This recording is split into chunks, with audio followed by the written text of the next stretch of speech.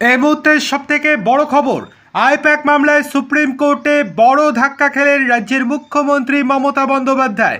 সামনেই বিধানসভা নির্বাচন, তার আগে এবার অস্বস্তিতে মমতা বন্দ্যোপাধ্যায়। কি হয়েছে চলুন বিস্তারিত দেখে নেওয়া যাক। তার আগে আপনাদের কাছে অনুরোধ, ভিডিওটি ভালো লেগে থাকলে লাইক, কমেন্ট, শেয়ার এবং চ্যানেলটিকে সাবস্ক্রাইব করতে একদম ভুলবেন না। চলে আসি বিস্তারিত খবরে। সুপ্রিম কোর্টে বড় সড় ধাক্কা খেল মমতা বন্দ্যোপাধ্যায়ের সরকার। আইপ্যাক মামলা স্থগিত করার আর্জি জানিয়েছিল রাজ্য সরকার। সেই আর্জি বা সেই আবেদন মঞ্জুর করল না সুপ্রিম কোর্ট।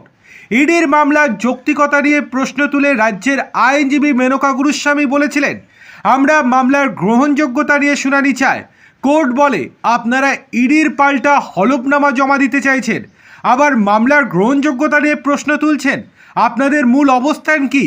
শুনানি চলবে, কোনো রকম মামলা খারিজ হবে না।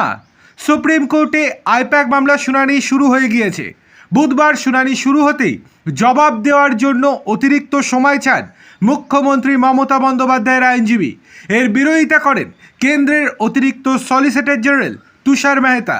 মুখ্যমন্ত্রীর আইনজীবীর আবেদনের পরিপ্রেক্ষিতে সুপ্রিম কোর্টের বিচারপতি প্রশান্ত কুমার মিশ্র বলেন, 4 সপ্তাহ সময় দেওয়া হয়েছে, আপনারা এত দিনেও কেন পাল্টা জবাব দিতে পারলেন না? রাজ্যের তরফে ইডির মামলার যৌক্তিকতা নিয়ে প্রশ্ন তোলা হয়। আইনজীবী মেনকা গুরুস্বামী বলেন, আমরা মামলার গ্রহণযোগ্যতা নিয়ে শুনানি চাই। সুপ্রিম কোর্টের তরফে বলা হয়, শুনানি শুরু করা হোক। আপনারা ইডির পাল্টা হলফনামা জমা দিতে চাইছেন, আবার মামলার গ্রহণযোগ্যতা নিয়েও প্রশ্ন তুলছেন। আপনাদের মূল অবস্থান কি? শীর্ষ আদালত জানায়, রেকর্ডে যা আছে তা নিয়েই শুনানি চলবে।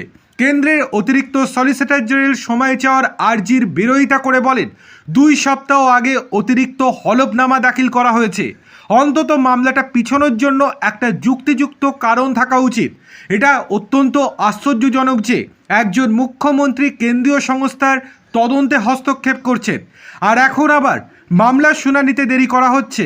2 পক্ষের উদ্দেশ্যে বিচারপতি বলেন, শুনানি পিছিয়ে দেওয়ার লড়াই চলছে না, আপনারা সওয়াল শুরু করুন।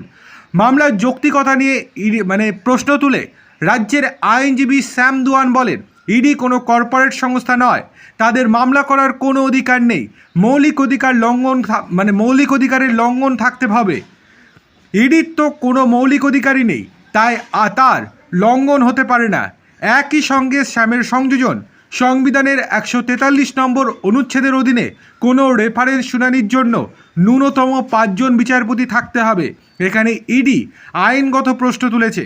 শ্যাম এও বলেন যে এখানে ইডি মানে কেন্দ্রীয় সরকার মামলা করেছে, ফলে আদালতকে দেখতে হবে কেন্দ্রীয় সরকার আদৌ অভিযোগ করতে পারে কিনা কোনো রাজ্য সরকার তার মৌলিক অধিকার লঙ্ঘন করছে এই রকম মামলা।